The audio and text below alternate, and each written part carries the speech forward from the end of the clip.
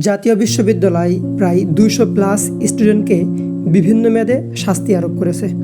শাস্তি আরোপের কারণ তারা পরীক্ষার হলে বিশৃঙ্খলা করেছে। এর ভিতরে প্রধান যে কারণ, সে পরীক্ষার যে ডিউটিরত স্যার আছে স্যারের সাথে খারাপ ব্যবহার করছে। দ্বিতীয় কারণ, পরীক্ষার হলে মোবাইল ব্যবহার করছে। তৃতীয় কারণ, পরীক্ষায় নকল করছে। এই 3টা কারণ ছাড়াও আরও অনেকগুলো কারণ আছে।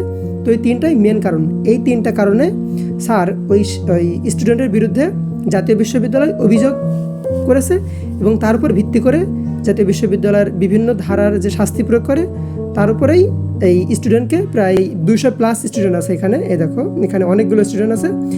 এই স্টুডেন্টদেরকে জাতীয় বিশ্ববিদ্যালয় শাস্তি আরোপ করেছে। তো আমি যদি একটাকে দেখাই, এখানে প্রথমে বিজ্ঞপ্তিটা একটু তোমাদেরকে দেখাই, একটু জুম করে দেখাই। এই বিজ্ঞপ্তিটা প্রকাশ করেছে 21/7/2026 খ্রিস্টাব্দ, মানে জুলাই মাসের 21 তারিখে। তো বিজ্ঞপ্তিতে বলা হয়েছে, জাতীয় বিশ্ববিদ্যালয়ের অধীনে অনুষ্ঠিত 2024 সালের অনার্স দ্বিতীয় বর্ষের পরীক্ষায় বিভিন্ন কলেজ কেন্দ্রে ভারপ্রাপ্ত কর্মকর্তা, কক্ষ পরিদর্শক, পরীক্ষক, প্রধান পরীক্ষক কর্তৃক বিভিন্ন অভিযোগে অভিযুক্ত নিম্নবর্ণিত পরীক্ষার্থীদের বিরুদ্ধে বিভিন্ন ধারার শাস্তি আরোপ সিদ্ধান্ত গৃহীত হয়।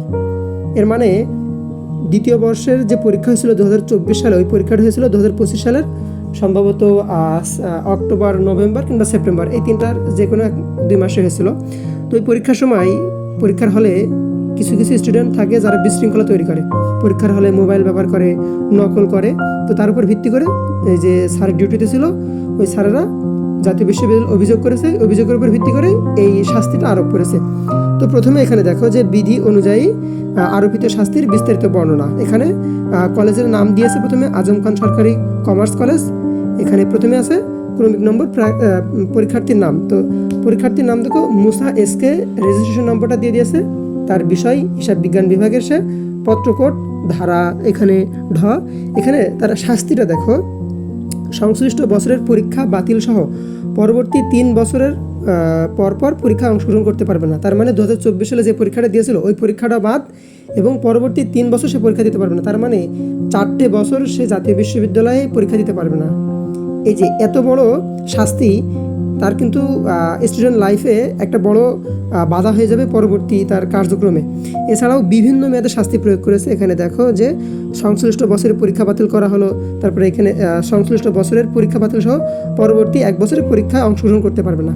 তো এইভাবে জাতীয় বিশ্ববিদ্যালয় প্রায় 200+ স্টুডেন্টকে শাস্তি প্রয়োগ করেছে। তো তোমরা যারা পরীক্ষা এখন দিচ্ছ, এখন হয়তো বা অনার্স ফার্স্ট ইয়ারের পরীক্ষা চলছে, আর আগামীতে যারা পরীক্ষা দিবে, তো এই বিষয়গুলো মাথায় রেখে পরীক্ষার হলে যাবে।